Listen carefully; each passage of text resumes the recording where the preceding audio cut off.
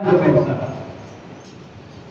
দান করার অর্থ ইয়া রাসূলুল্লাহ সাল্লাল্লাহু আলাইহি ওয়াসাল্লাম আপনাকে যে কাফেররা নির্বংশ বলছে কারণটা হচ্ছে রাসূল সাল্লাল্লাহু যে সাতটা ছেলে এগুলো একবার কম্পিউশন এসএলগুলো আল্লাহ তাআলা দিয়ে দিয়েছে তখন কাফেররা ঠিকই করে রাসূল সাল্লাল্লাহু আলাইহি ওয়াসাল্লাম বলেন মুহাম্মদ নির্বংশ মুহাম্মদ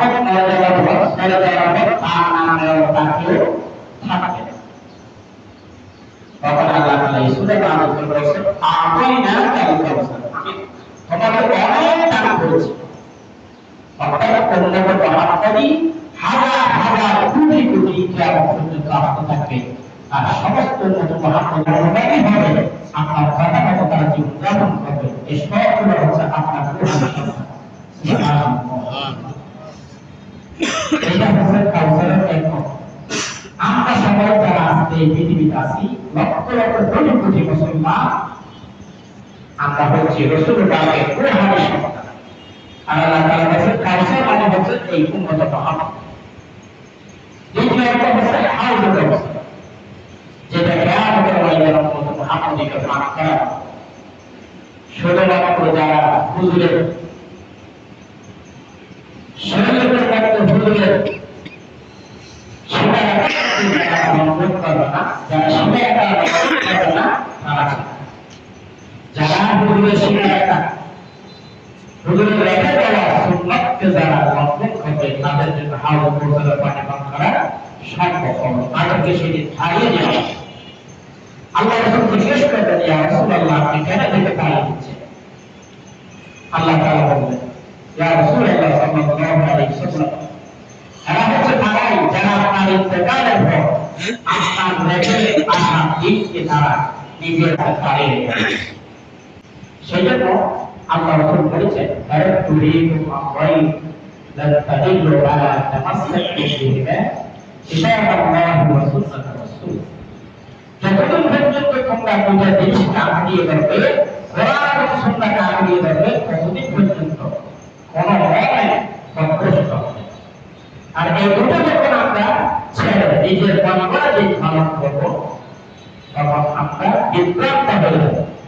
দালালের মধ্যে নিক্ষিপ্ত হয়ে যাবে এবং সেই কিয়ামতের হাউজ কাউসারে পানি ভাগ করতে পারে সেই আল্লাহ তাআলা ফেরেশতাদের মাধ্যমে ছাড়িয়ে সেই জন্য রাসূল পাকের রেখে দেওয়া সুন্নাতকে অনুসরণ করতে হবে এটা হচ্ছে উম্মত মুহাম্মদের একমাত্র শিক্ষা উম্মত মুহাম্মদকে আল্লাহ তাআলা অনেকগুলো গুনাহ দিতে করেছে নবী করিম সাল্লাল্লাহু আলাইহি ওয়াসাল্লাম বলেছেন যে আমি মুহাম্মদ রাসূলুল্লাহ ইসলামের উম্মতকে আমি তিনটা বৈশিষ্ট্য দ্বারা সম্মানিত করেছি সুবহানাল্লাহি মালাইকা একটা হচ্ছে আমি আমার উম্মত মুহাম্মদের নামাজের সারিকে আমি ফেরেশতাদের নামাজ সারির মতো করে আমি তাদেরকে সম্মানিত করেছি সুবহানাল্লাহ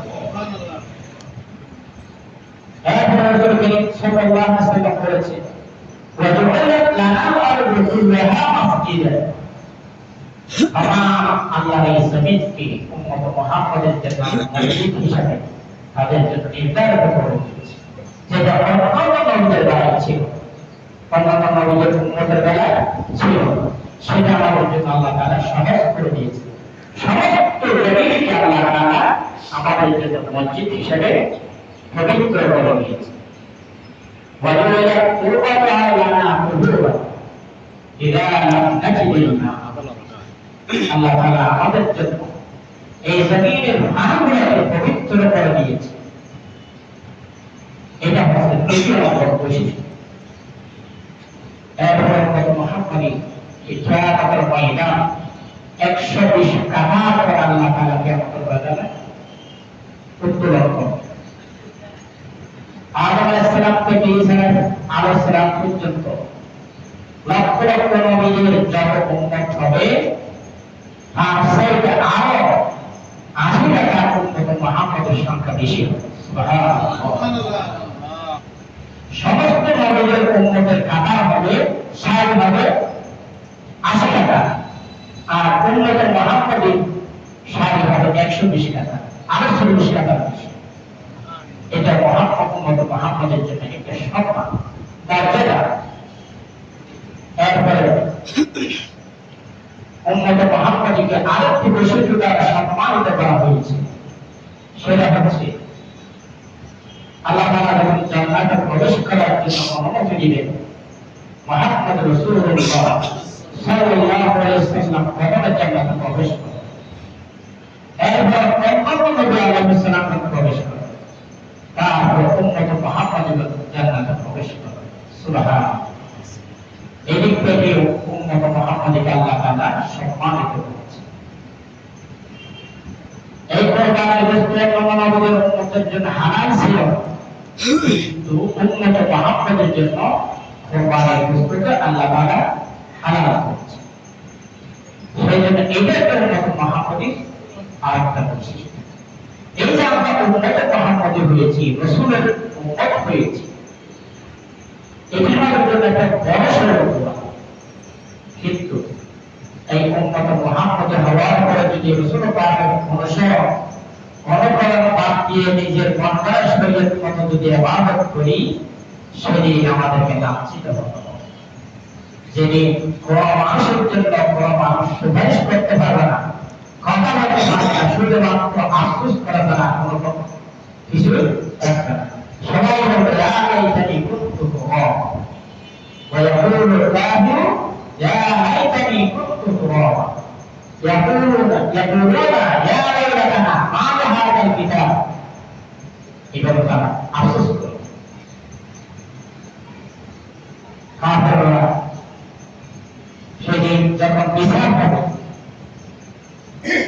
রসুলের বিচার হবে, একটা লম্বা শিক্ষা গরু শিক্ষা গরুকে আঘাত করেছে, দুনিয়াতে তার বিচার পায়নি, সে আল্লাহ তাআলা একথা বলল রব্বুল আলামিন, এই গরু আমাকে তার শিক্ষায় আঘাত করেছিল, আজকে এই বিচারটা আমাকে করতে হবে। আল্লাহ তাআলা এই বিচার করার পর সবাইকে বলতে তোমরা সবাই মাটি হয়ে যাও। তাদের এই অবস্থা যখন মানুষেরা দেখবে, তখন তারা শুধু এটাই বলবে ইয়া লাইতানি কুনতু তুরাবা। আমরা যদি মানুষ না হয়ে বসে থাকতাম, তাহলে আজকে আমরা মাটি হয়ে যেতে পারতাম। এই যে মাটি হওয়ার আকাঙ্ক্ষা, এটা কেন হবে? আল্লাহ পরে আল্লাহ শাস্তিও দেয়। সেদিন কি এই দুনিয়ার সবাই দিয়ে আমাদের বিচার করা হবে না। আল্লাহ তাআলা বলেছেন কিয়ামতের দিনের একদিন হবে দুনিয়ার 50,000 বছরের সমান। في يوم كان مقداره 50,000 سنة। তাই এই সময়ের কিয়ামত দিনের সময় আর এই দুনিয়ার সময় কতটুকু তফাৎ। এই দুনিয়ার আমাদের যে হায়াত আল্লাহ তাআলা দিয়েছেন 60 বছর 70 বছর, এটা কি আমাদের দিনের জন্য 1 সেকেন্ডের সমান নয়। আর আমরা যে বলে নিয়ে যে দেহ, কিয়ামতের ময়দানে আমাদের দেহ এরকম হবে না। একজন মানুষের জাহান্নামে একজন মানুষের একটা দাঁত হবে একটা দুধের পাহাড়ের সমান। তাই সেই জন্য তার শরীরের দেহ এত বড় হবে, সেই রক্ত মাংস গড়া শরীর দিয়ে আল্লাহ তাআলা তাকে সেই জাহান্নামে তাকে নিক্ষেপ করবে। এটা কি কার পক্ষে সম্ভব? সেই জন্য দুনিয়ার প্রত্যেকটা সময় হিসাব করে বলে, প্রত্যেকটা সময় ইহতিসাব করে বলে আমাদের চল। আমার চলার পথে কোনো বৈষম্য হচ্ছে কিনা, কোন মানুষের বিভেদ করছে কিনা, কোন মানুষের বড় কষ্ট দিচ্ছে কিনা, কোন মানুষের উপর জোর করছে কিনা। যদি জলম করি, যদি মানুষের বড় কষ্ট দিই, যদি মানুষের বিভেদ করি, সেদিন সেই বিভেদের শাস্তি আল্লাহ তাআলার আদালতে আমরা অপরাধী হই। সেই জন্য আল্লাহ তাআলা বলেছেন ইন্না আ'তাইনাকাল কাউসার। হে রাসূল, আমি আপনাকে অধিক দান করেছি, আপনাকে আমি হাউজে দান করেছি।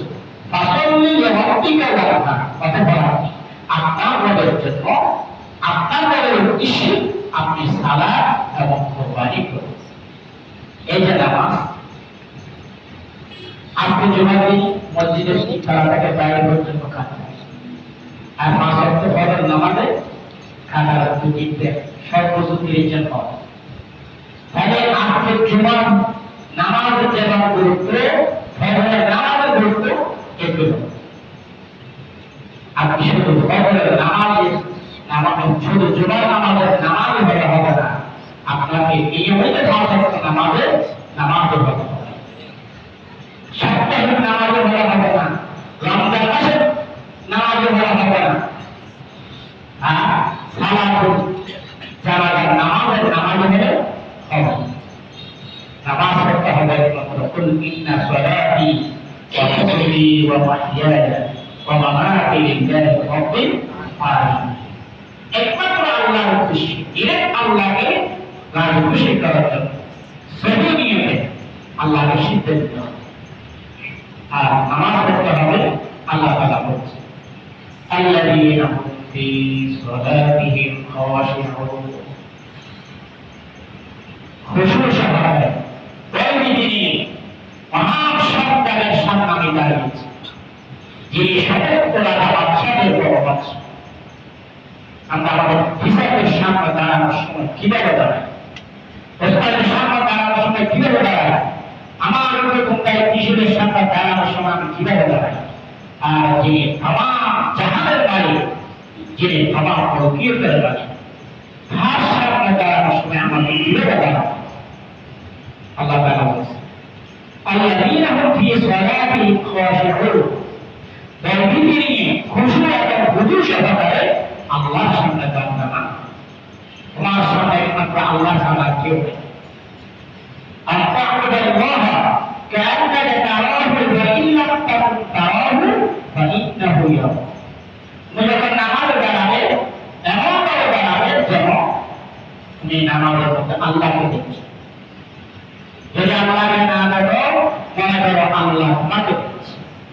এমন অবস্থায় এমন পরিস্থিতি আল্লাহ খুশু এবং হুজু এমন পরিস্থিতি আল্লাহর সামনে দাঁড়ানো। যেমন আমরা যখন বড় বিপদে পড়ি, টাকা পয়সা হারিয়ে ফেলি, ব্যবসা বাণিজ্য লস হয়, তখন আমরা ভয়ভীতি নিয়ে আল্লাহকে তখন নামাজ ছেড়ে আর সবাই অবস্থায় নামাজ আনে। ওই অবস্থায় যেভাবে নামাজ পড়ে তুমি আল্লাহর সামনে প্রতিদিন প্রতি মুহূর্তে সুন্দর পোশাক পরে নতুন জামা পরে আমাদের সাথে আল্লাহর সামনে এভাবে তোমাকে দাঁড়ানো পছন্দ ইউরোপটিকে বলা। আর কোরবানি করতে হবে কার জন্য? আল্লাহ। সবকিছু আল্লাহর জন্য, আল্লাহকে রাজি খুশি করার জন্য, আল্লাহর আযাব থেকে বাঁচার জন্য, আল্লাহর সন্তুষ্টির জন্য নামাজ পড়তে হবে। আর যেটা আমরা বলেছি মুহাম্মদ রাসূলুল্লাহ সাল্লাল্লাহু আলাইহি ওয়াসাল্লাম এটা কেন বলেছিল? রাসূলের কাছে এই সাইডগুলো পাওয়া যাওয়া খাসা ইব্রাহিম যখন মারা গিয়েছে ওলিদ ইবনে মুগীরা আসিফ নওয়াই প্রতিদিন রাসূলকে বলে আমাদের সাথে মুহাম্মদের কথাগুলো ভালো লাগবে সেটা নির্ভর সেটা একটা রাস্তা সেটা বড় বড় ভাগ আমরা কথা বলতে কিন্তু আল্লাহ তাআলা খুবই খুবই উম্মত মুহাম্মদকে আল্লাহ তাআলা মুহাম্মদ সাল্লাল্লাহু আলাইহি ওয়াসাল্লামের উম্মত দান করে কোন কোন সন্তান আল্লাহ তাআলা সেজন্য আমাদের